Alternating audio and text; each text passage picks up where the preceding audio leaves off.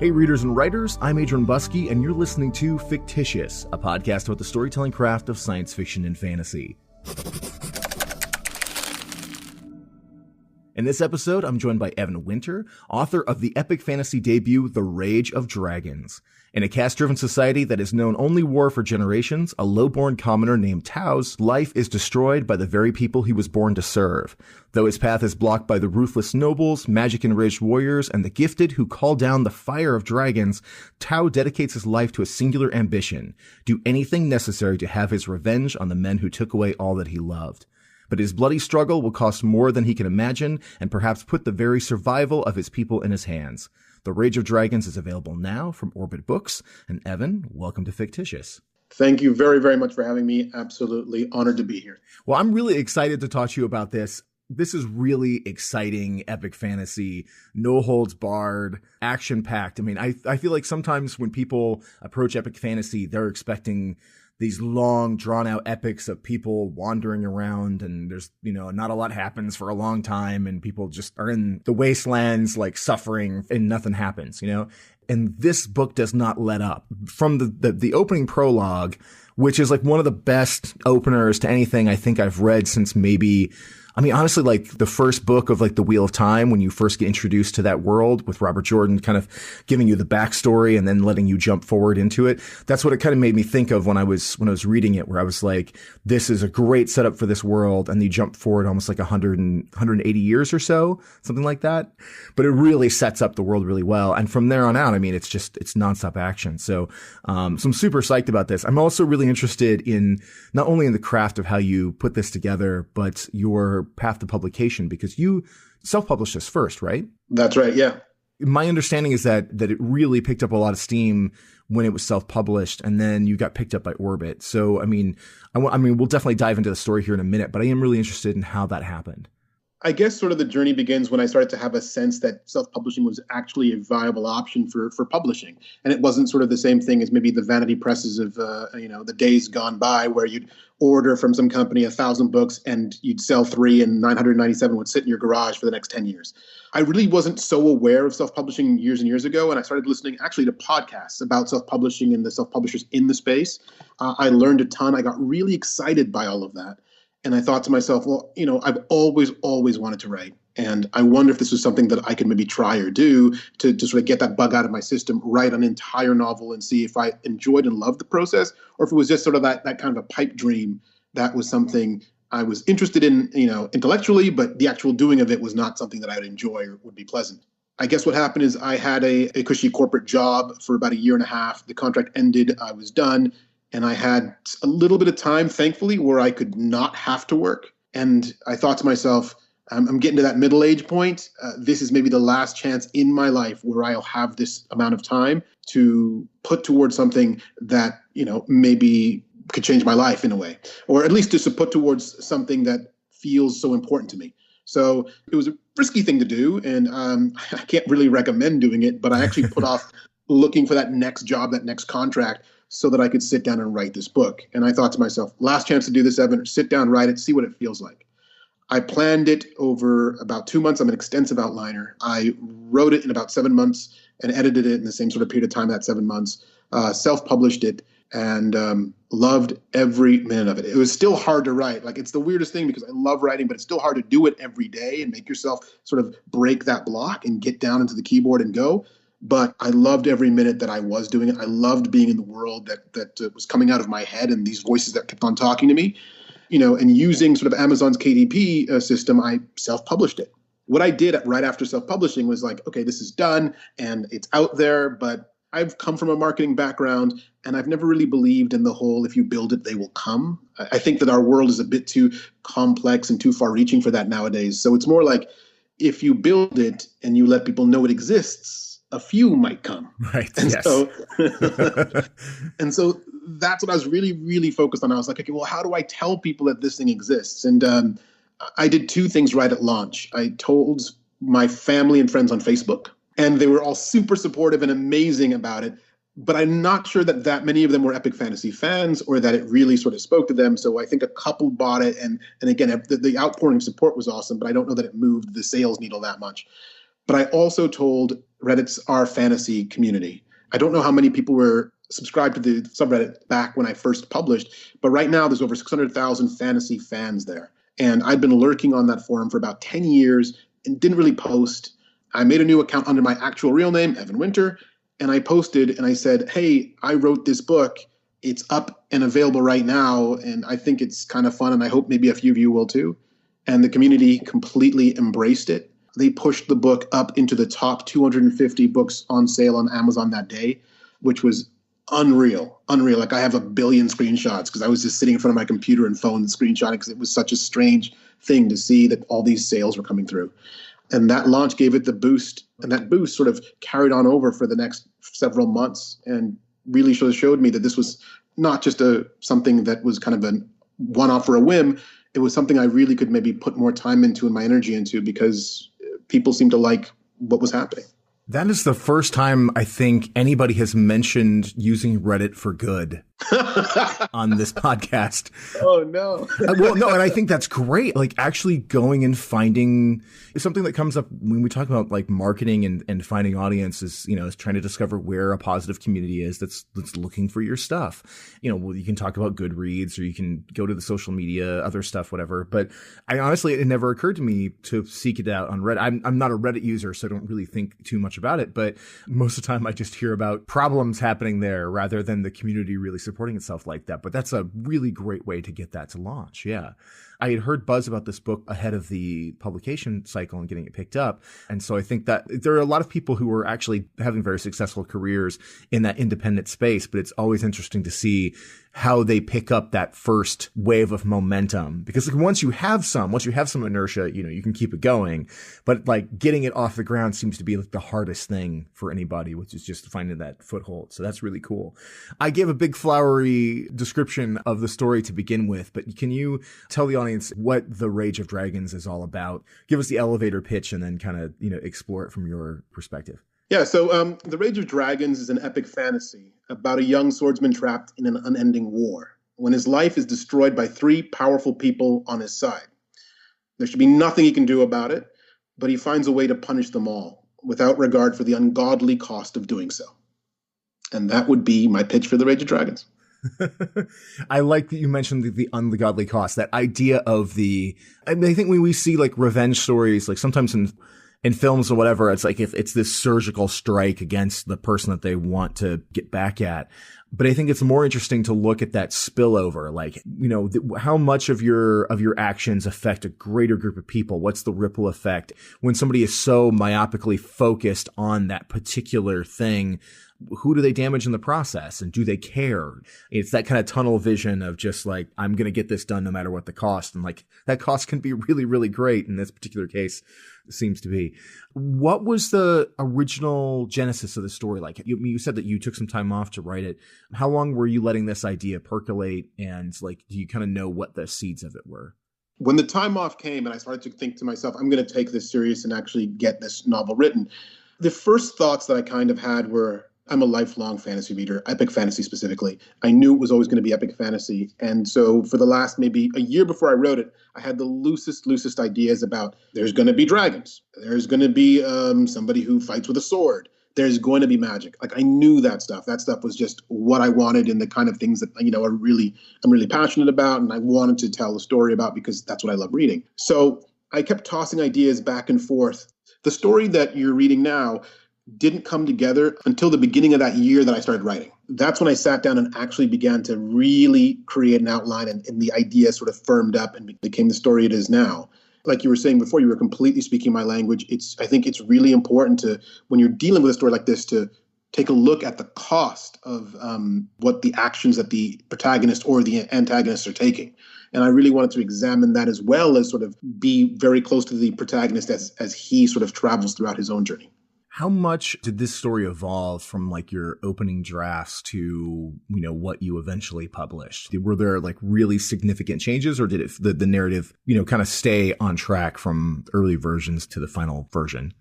I'm a heavy outliner. So before I draft anything, I basically need to know every scene, every story beat, and every character that's going to be a part of the story. So for me so far, the average length of my outline tends to be about 20% of the total length of the actual finished book. For every 5 pages that you read in that book, there's 1 page of outline sitting somewhere. So how much did it change? Not very much, because I think I do the majority of my changing in the outline. Basically, it's a Cole's Notes for the story. If you were to read the outline, you'd be like, I get it. I see who dies where, what happens when. I get all of it. And then when I have the outline from start to finish, my process so far is that I read it over and over and over again, trying to feel where emotionally or sort of viscerally it breaks down. And then I try to repair those breaks or build the breaks up so it feels better than before. And then when I can read through it from top to bottom and feel that I'm enjoying that story the whole way through, that's when I start to actually draft. So it doesn't change much from that point. I mean, I have to still edit and fix things, but if you saw my initial outline and you saw the book as it is now, you'd be like, yeah, that's the same thing pretty much. What does that outline look like? I mean, do you have dialogue in it? I mean, you said there's like 1 page to every 5. So like what all kind of information are you actually including in that? It's almost like a beat by beat. It's kind of like a shot list, I guess. And that's sort of how I tend to think of it. It's the shot list for the book or the movie I'm trying to shoot with the book, right? So it's basically this happens here, and then this character comes over and does whatever. And, it's a great question because I actually do have dialogue in the outline. So far, at least, it's worked out that when I go back and I'm looking at the outline and I'm actually drafting, because the outline will be on like the left side of my screen, the draft will be in the middle of the screen. When I'm actually drafting, I'll frequently run up to the point where there is some dialogue that I wrote literally months before, and it almost always fits in directly. I get to a point where I go, okay, and I start copying what I've written in the outline into my draft. So far, I've been able to stick pretty closely to it. And you're right, I do have dialogue bits, I do have action bits, and I have each individual beat that goes through the moments that make up each scene. I do like that idea of the outline almost being like the script version. Because I think you do have a completely comprehensive story just stripped down to what it absolutely needs to be, along with whatever other informational things. There was an author I was on a panel with a while back that talked about, she said her outlines were almost like reading like the children's book version of her book, because she would have the dialogue and she would have beats where it'd say, this character does this character feels this, outlined as if it was for a 4-year-old. But then she could go through and like everything was there. The framework is there. Everything she needed to hang the rest of the words on was in place. And it's interesting because, like you said, like when you've constructed something that well from the beginning, when it actually comes time to do the full drafting of it, the heavy lifting is done and you're fleshing it out and you didn't have to change too much for it. So I think that's a really good argument for full outlining. The pantsers out there are like, no, but I think that sounds really solid. Talking about the world of The Rage of Dragons, this is a book where you have that kind of traditional epic fantasy, the tropes of what we think of as fantasy that have been reinvigorated with ideas from like African culture and like a completely different setting, this caste system that reflects some of the things that we'll see sometimes in like, sort of medieval fantasy, but it's a very different kind of world. So can you kind of explain the setting and how you kind of wove those ideas together to create The Rage of Dragons? When I finally decided that I was going to write this, I mean, I hoped it would sell. I hope people would read it, on Kindle or on Amazon. I hope people would pick it up. But I guess that's not specifically why I wrote it. I wrote it because I wanted to create this thing that felt uniquely like it had come out of me. Because I've worked in creative fields my whole life. In all of those, I'm sort of like a work for hire, where someone has hired me to do a job and use whatever sort of creative things I can bring to bear on that project for their purposes. So it's never really felt like it was my creation. And I wanted just something that felt like my creation. And so what I did because of that is I tried to make it as uniquely as me as I could, as individual to who I was, the things that I knew, the things that I loved. And I grew up in Zambia in Central Africa. And I thought to myself, I've been reading epic fantasy for years and years and years, my whole life, really. And it's so rare, or it's so hard. It was never something that I really could find. Stories that had protagonists who looked like me, who came from places like me, who existed and moved through environments, the kind of environments that I knew growing up. And I loved the sort of the rolling hills and meadows and castles and everything of sort of medieval Europe and the depictions of that. That was my childhood, being able to picture that through the works and words of these other authors. And I think I really, really wanted to do that for the memories that I had growing up. I wanted to, instead of the rolling meadows and hills and castles, I wanted it to be sort of the huts and adobe structures and the savannas and plains, and I wanted it to be like that. So I developed the story built it into this world that I knew as a child. You know what I mean? Like, I want to think, or I guess I think that's what a lot of the other authors have been doing when they write that sort of medieval Europe. They're saying, well, I kind of grew up here, and this is what I remember and know from growing up, and I'm just doing the same thing, I think. There's something we said for the environments that we're in as children, have this sort of indelible effect on how we view the world. This may be a little bit of a weird digression, but I think about how in my dreams, sometimes I revisit those things. I'm not a nostalgic person in the sense I don't think a lot about my childhood, but my dreams go back to it all the time. Those settings are always kind of there where I'll just find myself sitting in the front lawn of my parents' home when I was a kid. Apropos of nothing else, there'll be weird crap going on, but that setting is still there. It's just like a default that I drop back into. And I wonder about that from a writing standpoint sometimes, where like those very formative environments do have that effect on us. And if you don't see it reflected elsewhere, then, I mean, you can see that there's a hole in the market and it needs to be filled, it needs to be approached. And it gives a fresh perspective on the story. One of the things I really liked that this world kind of addressed is that, this is a culture, the Chosen, their people like have been at war for the entirety of like generations. And they live on like food rationing. I mean, even like people in the different caste system, like some people have access to meat and other ones are like, we just get sacks of flour and potatoes and that's as much as we ever get.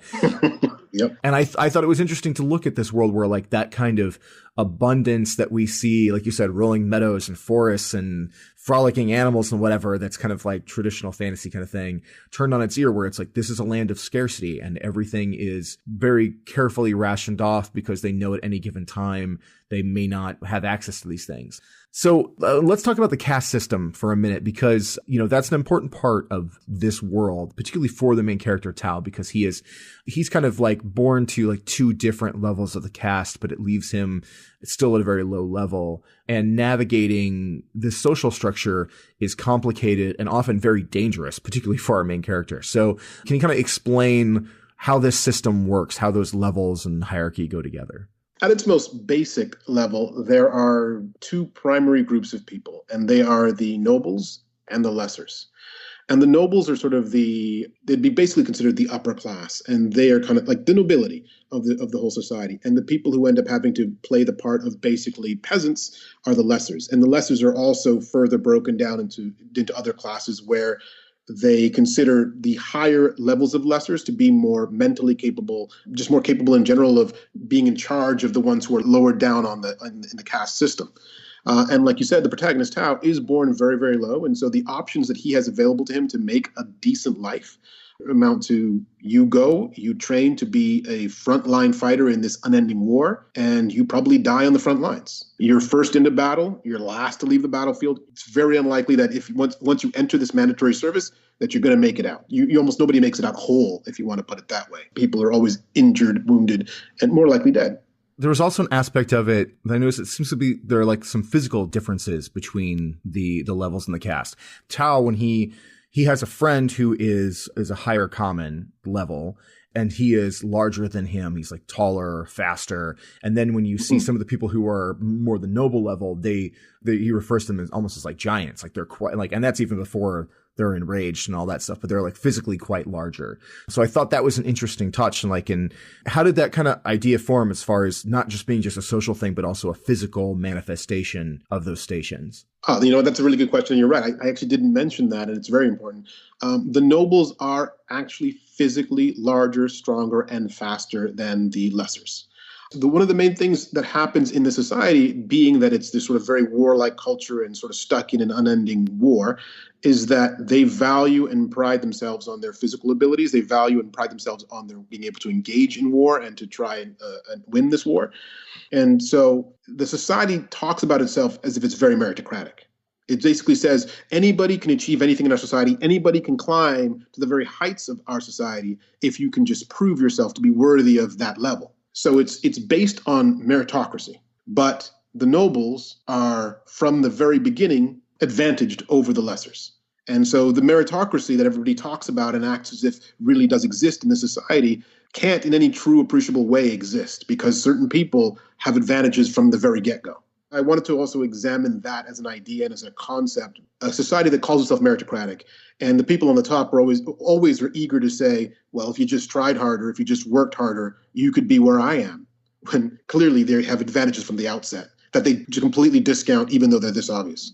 I mean, and that's such a great and frustrating parallel for the real world, because like here in America, we talk a good game about like pulling yourself up by your bootstraps, and it's, it is meritocracy or whatever. But so many people don't have that ability to move beyond the station that they're at, or at the very least, they have enormous disadvantages ahead of them that get discounted by society, and people who were basically, we always say like you were born on third and you think you hit a triple, to take the baseball analogy. Mm-hmm. In this story, when Tao encounters these people who are from the noble caste, even if they're not that much far above him, there are specific rules about like if you strike one of these people and you are lesser, you can be put to death. Your family can be put to death for the dishonor of having just hit somebody, even though these people deserve it and very much like should be brought low for some of their actions.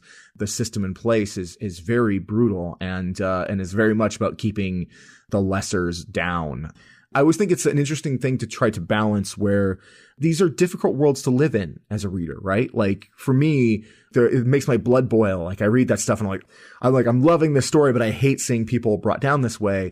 But I think that the hope as the reader is that vindication is coming, that like you will get it paid off, whether in, glorious righteous vindication or bloody revenge, one way or another, you're hoping that there's at least some comeuppance. And certainly this story doles that out a bit at a time. So how do you manage the pacing in something like this where like it's very, very action packed, but you also have a complicated world with a lot of backstory and in a very unique magic system. And so you're trying to give out information, lots of entertaining action, and then balancing out these moments of hardship with reward. So like, what was your approach to pacing? How did you work to balance all those elements together? The outline helps because I can read the outline from top to bottom once it's all done. Even from that very early stage before I've written a single word of draft one, I can kind of find the points in the outline where I'm like, I'm losing interest. And if I'm losing interest and this is something that's coming out of my head and is really exciting to me, then I worry that everybody else is going to really lose interest. Some people say, well, write for other people or know your audience and write for them. And I guess that my concern with that, when I think about that as a guiding principle, is that I can only ever guess at what somebody else likes or what somebody else wants. And sometimes you are almost, you're almost infantilizing the things that somebody else wants or likes by trying to say, well, I think you would like this. And I don't know 100% what somebody else likes, even other fantasy fans, even other epic fantasy fans, but I do know what I like. So what I really try to do is I tell the story to myself so that if I were to find it as a reader, it would be the best thing I'd ever read. Everyone else might hate it. But if I can just please myself, if I can go, this is a story that I would have read cover to cover, almost unable to stop, eat, or sleep, then I feel like even if it's criticized and people don't like it, I'll always be able to say, and I'll always feel, well, I love it. In this industry, in publishing, any sort of creative endeavor, criticism is a part of that process. It's a part of that. When you put something out into the world, it's a part of that process. It's also very difficult when you're a creative personality because you're sort of putting a piece of yourself out into the world. To have that piece get criticized can really feel rough. And I try to defend myself from that a little bit by saying, well, I'm going to write this completely for me so that I would love it. So if even every other person tells me that this is awful, I'll still feel comfortable and happy with it because it's something that pleases me. And maybe that's a bit sort of self-centered or almost selfish in the way that you deliver something, but it allowed me to sit down and write. So I didn't have to worry about what other people would think or how others would take it or anything like that. And then in terms of pacing, when I finish the whole draft, I read through it and I read it very much as a reader. And anytime I get slowed down or bogged down, even if I'm like, oh, this is such a cool piece of world building, I get out that red marker and I just cut that thing viciously. Because I can only hold on to that defensive little measure, that armor that I'm building to say, I love this. So even if you don't, I'm okay with that. I can only hold on to that if I do legitimately love it as a reader. So anytime as a reader, I come to a moment or a part or a section that isn't servicing me as a reader, it has to go. Even if I feel like as a writer, this is such an awesome thing that I'm doing. No, if it's not serving me as a reader, it has to go. Yeah, I think in the first draft, you can allow yourself to be self-indulgent. You can put it all in there, dump everything into it. Some people say like the first draft is all for me. And then somewhere in the later drafts, I have to come to that middle ground between still writing for you, but also thinking about what the audience will embrace. But there was something you talked about in there that made me think. I had a conversation with author Fonda Lee about her Jade City series. And she talked about how one of the gratifying things of being an author is writing that thing where you're like, I don't know if anybody else will ever care about this weird mashup that I've created, but I've got to get out of my system. And then finding people who 100% do want that, whatever that alchemy of oddball things to get thrown together. And they're like, oh my God, this is what I've been waiting my whole life for, because those are the same things I'm into. It's like one of the most gratifying things a creator can have, where they're like, okay, the things that matter to me, that are like in my storytelling heart, there's an audience out there who are into this stuff as well. So I got to think that when you found your first readers and they were like, oh man, this is the mashup I was looking for, this is the type of world I wanted to exist in, that's got to be super gratifying. It's extremely, extremely gratifying. And again, you don't really know that you ever get to find it. When I talk about my approach to writing and being an author, it is very much, I'm writing this for me because I can't ever know the other person. Even though I'm a big genre fan and I love epic fantasy, been reading it for decades, I can't truly know what other people want. I just know what I want. So then I write it that way. But then as somebody who has a background in marketing, this was my theory, and I had no idea if it would be proven out to be true or not. But my theory was that given the millions and millions of readers, if I write something specifically for me, I can't believe I'm so different and so unique in my own worldview and the things I enjoy, that no one else will enjoy them too. So if I write purely for me and I write the very, very best thing for me, there'll probably be other people enough like me that they appreciate it too. That was the marketing hope. That was like the sort of like the analytical part where I'm going, I think if I do it this way, it'll still appeal to other readers. Now, you don't ever know if you're so niche that the other readers it appeals to are too few to allow you to keep going creatively and support yourself off of that creativity. Maybe not. And maybe that's okay. Like if you find 100 true readers who love what you're doing, maybe that's all you need, right? And if you find 1,000 or 5,000 or whatever that number is, it's not for somebody else to decide for you whether that's enough. If it's enough for you to keep creating and in the early hours before you go to the day job or whenever you do it, then that's perfect. But I think that was my theory, is that I'm going to write this uniquely for me because I don't think I'm actually that unique. You touched on something in there as far as like, the stuff that like you're trying to figure out like what, a fan base would be looking for. And we know in fantasy, fans are real obsessed with magic systems and like just how the magic in worlds work. And there's a lot of different variations as far as like the sort of Brandon Sanderson style, highly specific magic system versus the more hand wavy, like some things happened and it's cool. You've got a very different setup here as far as this idea, again, warlike society, and you've got the gifted, who are women who have this ability to tap into the power of the goddess and can do some pretty amazing things with it, and a warrior caste of people who have blood strong enough in order to accept the gifts from the gifted, essentially, that allow them to become enraged and do some more stuff. So can you kind of explain that a little bit, how that relates to the dragons, which I also appreciate you didn't wait around in the story to introduce. I feel like sometimes like if you have any kind of fantasy and like there's going to be dragons in it, that's like you got 3/4 of the book before you get to it, or 5 books into the series before they show up, and prologue in this one, we get to see them. So, but yeah, can you kind of talk about how the gifted relate to that, how that works with the sort of religion and magic of the world and how that affects their warriors? Definitely. In the earlier parts of the book, and in an effort to not spoil anything, I'll tell you how the magic works as we understand it when we begin the story. The gifted are able to go into sort of an alternate realm where magic exists. The actual way that you're a magic user is that you are able to pull that power from that realm and bring it into the real world. And so they can bring it into the real world and then use that power to create different effects depending on what they're hoping to do and how they want to use their magic.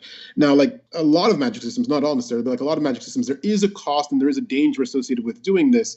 And so we sort of go through that and take a look at that as the story progresses. And otherwise, why wouldn't they just always go in and do this and use it to overpower anybody who sort of comes against them? And in terms of the warriors that have the blood pure enough to become enraged, which basically it's almost like Bruce Banner becoming the Hulk, basically.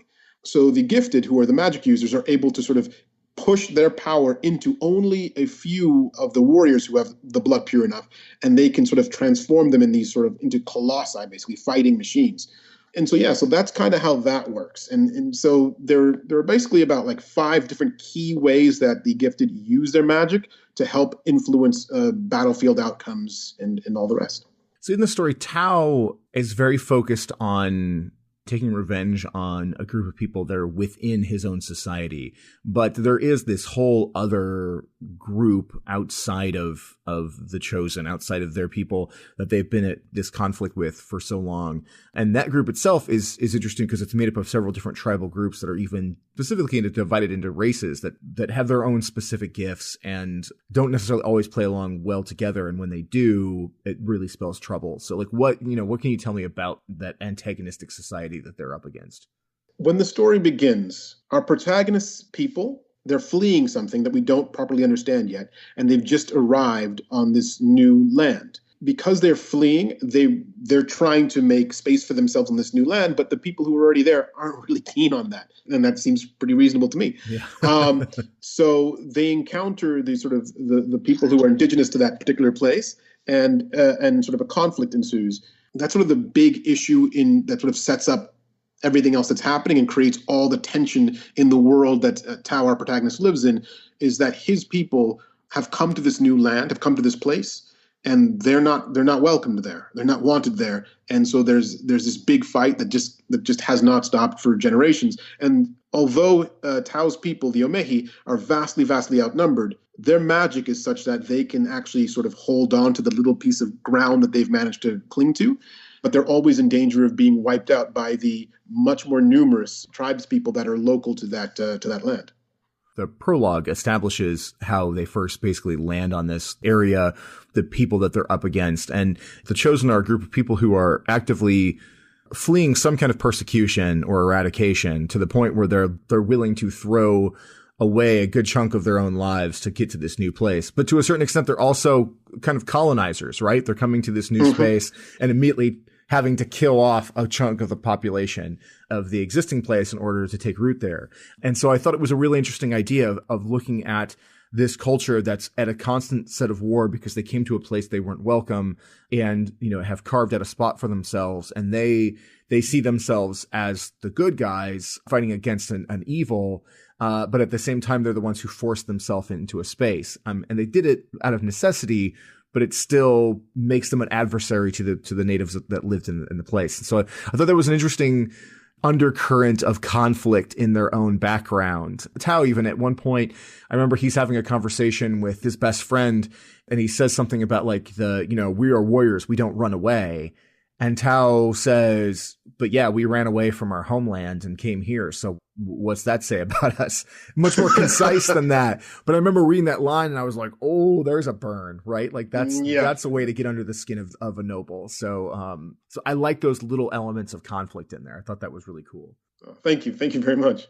I want to spend a little more time on Tao because I think we've been talking about the world, but we know Tao is lowborn and runs into conflict that puts him on his path to do all this stuff. But I think he's an interesting character because I don't think we could really call Tao noble in his personality to begin with. He wants simple things, like he wants the love of a pretty girl. He wants to maybe not go to war and die. He's trying to figure out ways to keep himself from having to do that stuff while still pleasing his father and still being viewed enough as an okay person to keep a good job, but not be pushed into this position. Like there's a group of people that are called the Drudge that are more or less like a servant class that have, very little in the way of rights or ownership of anything. And at times we can see that that Tao can be petty. He can be frustrating. He can be downright stupid in moments. Like he acts impulsively. And oftentimes we see that his intentions don't match how he acts. And I like to see that because I think a lot about like just being a teenager or being a person in levels of conflict where like your brain can be going, don't say that, don't do that, stop this, don't do it. And yet at the same time, you're still doing all of those things are not the right choices. And early on, Tao is doing all those things. And this book is primarily through his POV. I think there are like a couple of moments where we see some other perspectives to help establish some story elements. But you have this one character to follow who's definitely a hot mess of a guy and only getting messier as things go along. So what freedoms did you get from having this singular point of view, and how did you work to develop the world through Tao's eyes? I think that in terms of the freedoms it gave me, it allowed me to really dive deeply into a single personality, to try to really understand and see the world through one person's eyes so that we experience the world as a person in his position would. the nice thing about that is that it sort of, well, the nice and bad thing is that it colors the world very specifically through his eyes. But I think that's important because the story is interesting to me, at least, because of his position in society, because of the nature of conflicts that he has to face given who he is. And so it really gives us a chance to sort of dive super deep and be part of that, I think, in a much more visceral way than is often available to a reader if we have to hop around POVs a lot. Now, that's different because in epic fantasy, one of the sort of the really unique things about that epic fantasy does that most other genres do not do as often or as much at all is the multiple POVs. And I'm sticking pretty much to one primarily. There are, like you said, there are other ones that we sort of dive into to sort of give a little bit more understanding and flavor of the world, but it really is us being a part of Tao and his journey through life and through this world. The reason for doing that came because of my own personal preferences as a reader. So much of what I was trying to do was tell the perfect story for me. And I noticed that when I read massive epics with lots of POVs, almost inevitably, and it's kind of unavoidable, some POVs just don't connect as strongly to me as a reader as others do. So in approaching it primarily through one point of view, what I was doing was saying, I'll quickly find readers that enjoy this POV or at least can appreciate the POV and want to continue.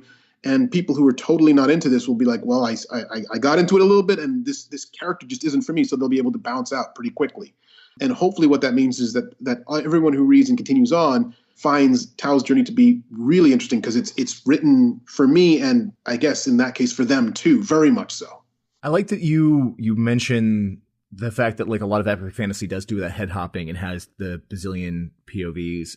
If you kind of like tap into young adult audiences, you'll see one of the things that they'll actually often say why they like YA and why they don't like adult contemporary fantasy is they want a singular character or a couple of characters to focus on. They lose track of all that. They find the stories too decompressed or too boring because like there's just too much going on. And I think when you have a singular point of view, it exposes the emotional core much more easily. If you have a story that maybe has two POVs or maybe even three, like say, like take like the First Law trilogy from Abercrombie, where like he basically gives you three characters to counterpoint, but it doesn't go out too much more than that versus, you know, like a Wheel of Time where you're like, well, I'm on the 35th character in this book. And at this point, I have no idea what's happening. Even if the story's great, like I get pretty confused with that much head hopping. I really like that you brought that up. With a character like Tao, like he's got to go through a massive transformation in this story, going from being a guy that's like pretty mediocre at everything that he does to going through some major trauma, some major super big angsty stuff to come to the decision that like I will become the greatest swordsman ever in order to achieve my goals. And that's a real easy thing to say as like a teenager to be like I will level up and become Super Saiyan version of me and do everything, you know. It's a lot harder to do. And especially over the space of a story showing that development, showing that training and hardship, that can either be montaged down to a simple like, oh, and then I did the things, now I'm tough, which is really hard to like, I think for most adult audiences to believe or to accept, versus extending it out endlessly and really padding out the middle of a story and starting to lose people because it's taking too long. Where did you find the right mix to give that development to show how the character becomes who he is without sort of losing people along the way? And you have just nailed what was the most difficult thing to do in this entire book. I struggled and I got stuck. Like the whole book went pretty quickly. The part that I struggled with the most and was stuck on the longest was exactly what you're talking about, trying to make Tao's journey feel earned. It feels earned to me as a reader. And I guess to each individual person who comes to it fresh, they'll have to decide for themselves whether it feels earned to them. I was very satisfied with where I ended up, and I'll say that it took a long time to come to that place and to figure it out. I always remember that George R.R. Martin talks about the Marinese knot and how Daenerys kind of got stuck off Westeros, you know, and how he took a long time to untangle that and figure out what to do there. Now, this is by no means as complex as the situation he had to deal with, but this was my equivalent, where I was just like, how do I get across what I need to get across in a way that is still compelling and is still entertaining to read about and is still true and honest to the core of what the character is and true and honest to the core of what this world is. And really, when the solution came, it was almost like a eureka or like aha moment kind of thing where it just sort of popped in and I was like, that is how it works. I guess I was just sort of thinking about it and thinking about it and thinking about it until finally one day where I was just, probably driving the car or something, and it just popped up and it was there. And I was like, okay, I got to pull the car over and write this down because this is crazy. And again, it works very well for me. And I think it satisfies my needs out of a story like this. And very much so, I hope it does the same for people who read the book. It's a thing that, like, it's a common thread in the conversations I have on this show is that people don't realize that half of the writing process is the letting yourself not write, because you've got to have some time to breathe and let those problems figure themselves out, because you can pound away at the keyboard or at the page trying to make it work. But sometimes you need a little space from it in order for those solutions to arrive and for those solutions to come up. Probably also startling for friends and children and spouses and pets whenever those moments happen and you just scream out loud, I figured it out. Yep. People around you are like, I don't know what's going on, but this is a Denny's, or like, you've got to calm down, right?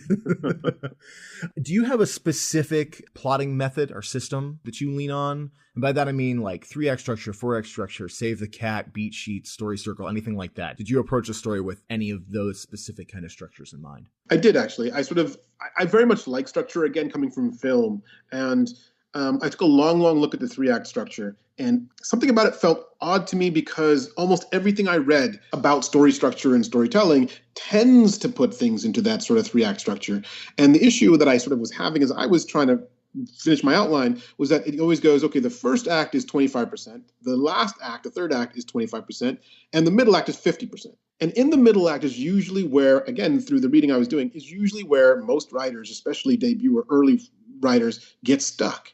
You get all the way to the middle. It feels like the soggy middle is the word that I think a lot of people use.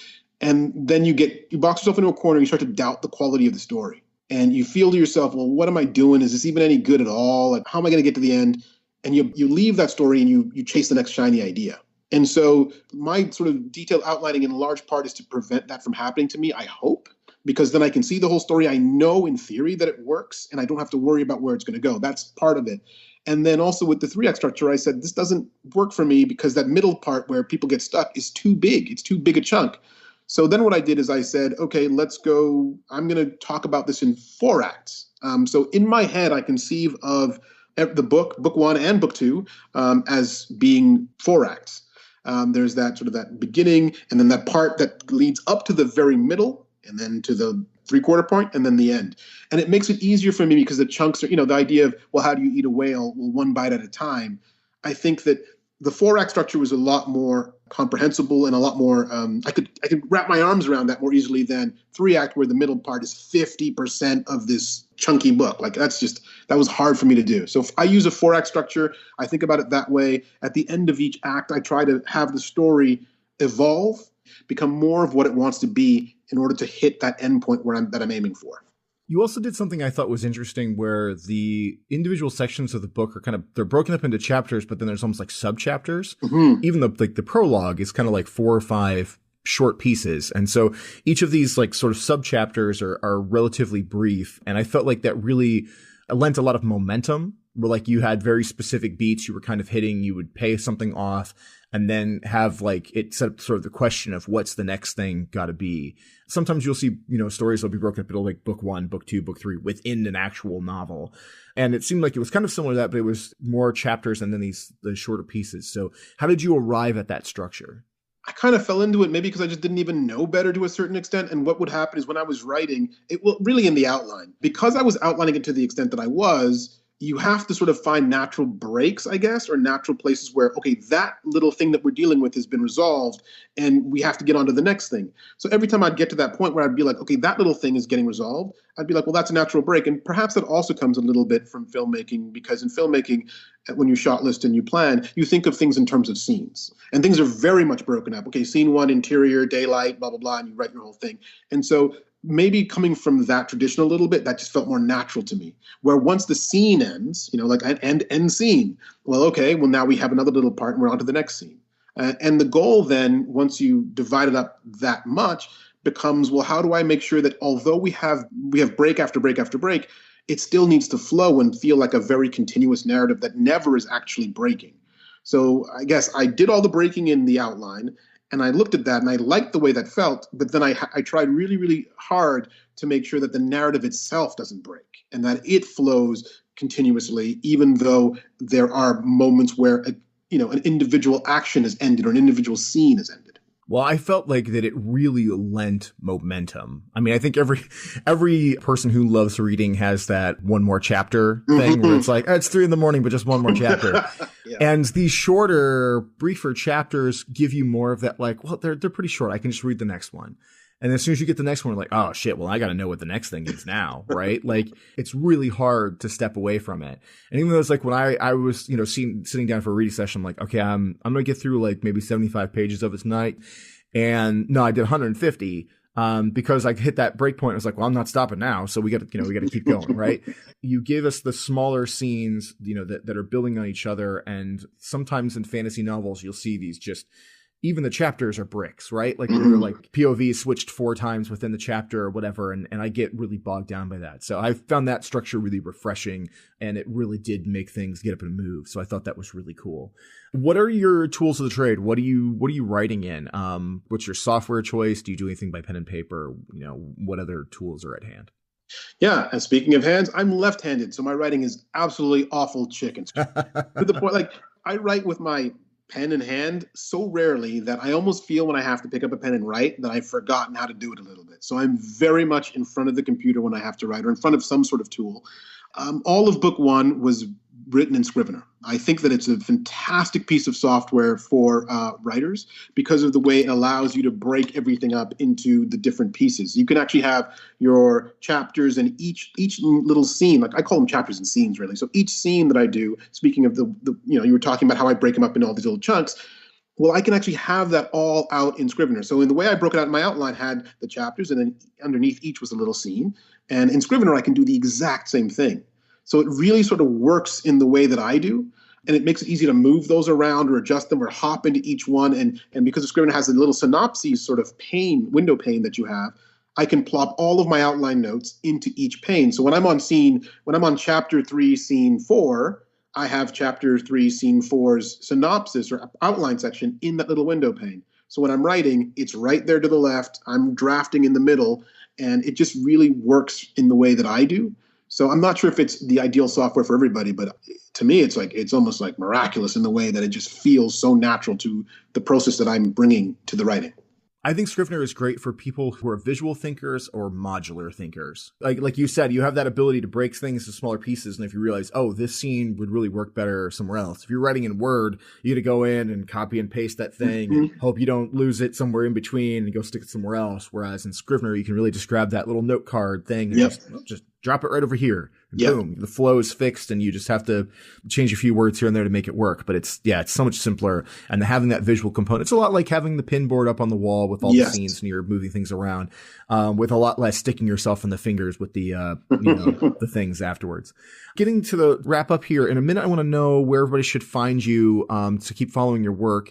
But, before that, I want to know what other media you're consuming right now in between your work as a writer. What TV, films, podcasts, other kinds of stories are you feeding your brain with?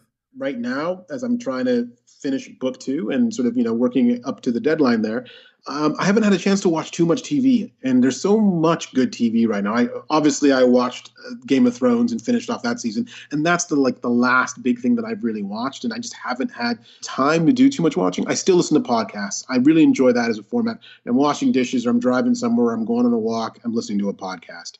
And most of them are educational. I haven't had the chance to do too many audiobooks because I think they still take more. I don't have a commute or anything, so the audiobooks take so much more time, and that you have to have that time a lot. It would take me months to finish an audiobook if I tried. But a podcast is that perfect little chunk of time where whatever I'm doing, I can get one in. You listen to it at 2x speed or whatever, and away you go. The thing I miss the most is that as I'm finishing off book 2, I haven't had as much time to read because I'm trying to put in so many hours to get the book done. And I think that my writing is improved, and I enjoy writing more when I'm reading alongside the writing. I think that all of that stuff from the different stories and the different work that the authors around me are doing sort of just seeps in, and I go, oh my goodness, that's how you're doing that, or isn't it so interesting that this isn't a way of approaching this? And I love that extra injection of energy and creativity that I get from doing a lot of reading. And I think that's what I'm missing the most as I finish off book 2, is I just haven't had the time to do as much reading as I'd like. And I think that going forward into 3 and 4, because it's a 4-book series, I do really want to try to balance my schedule better so that every single day I'm doing a lot more reading, because I think that that really sort of keeps the creative energy flowing for me. Well, every author and every story has something else to teach us. There's always a new revelation to find in there. There's always a moment to look at somebody and go, oh, wow, they pulled that off. Yeah. Mm-hmm. And so feeding yourself story only feeds that engine inside of yourself and keeps it going. The Rage of Dragons is part of a series. I believe it's called The Burning. That's right. And you said it's going to be a 4-book series, so people have a lot to look forward to. And I know epic fantasy fans always love a series. So tell everybody where they can follow your work, where online, where on social. Should they be looking to keep up with the stuff you have going on and to keep track of the new books as they're coming out? The place that I've been spending the most time is probably Twitter, and I'm just at Evan Winter on Twitter. I also have a Facebook author page, and I think it's at Evan Winter as well, or at Evan Winter there, or Evan O.M. Winter maybe. And and I have a website, evanwinter.com, and I'm in the process of rebuilding that. It was really geared around the first book when I was self-publishing, and I need to do a massive rebuild, but you can just go there and check it out if you'd like. It's kind of interesting to see how it was originally, and it will be updated eventually. But mostly I'm on Twitter, and I try very hard to interact as much as I can with everyone. That's the joyful part of doing this. I wrote to be read, and I hope to be read. So when people have taken the time to read the book and say something, I really want to be there to say something back if I can. Well, The Rage of Dragons is available now through Orbit Books. Like you said, you've got 3 more books coming in the series. This is really fresh, exciting, awesome, epic fantasy with an emotional immediacy that I think that people are really going to connect with if they haven't discovered it already. Clearly, if you go out and look at the buzz from readers, people are into this and really, really enjoying it. So I'm hoping to see that audience snowball and get even bigger as the new ones are coming out. And I'm really excited to see where the story goes. And really appreciate you joining me here on Fictitious. Thank you very, very much for having me. It's an absolute honor, and it was wonderful to talk with you. The questions are fantastic, and it was just great to have this chat. Thank you. This was Season 4, Episode 4 of Fictitious. This and all previous installments of the show are available at fictitiouspodcast.com, along with news and events, articles, and book reviews. You can listen and subscribe to Fictitious on Apple Podcasts, Google Play, Spotify, and many other podcasting services. Search for the show using your favorite app, or go to fictitiouspodcast.com for links to your service of choice. Stay connected to all things Fictitious on social media, where you'll find us as @FictitiouSpod on Twitter or Instagram. You can also chat directly about book stuff and other nerdy things with me on my personal account @AdrianBusky. Every bit of support is very much appreciated. If you're a fan of the program, please share Fictitious on your social feeds, tell your friends, or write us a review on your favorite app. You'll be supporting the authors who appear on the show, and you'll help me to expand and improve the podcast. Next week, author K.A. Dorr drops in to discuss her fantasy novel, The Perfect Assassin, and its upcoming sequel, The Impossible Contract. Subscribe now so you don't miss it. I'm Adrian Busky. Thanks for listening to Fictitious.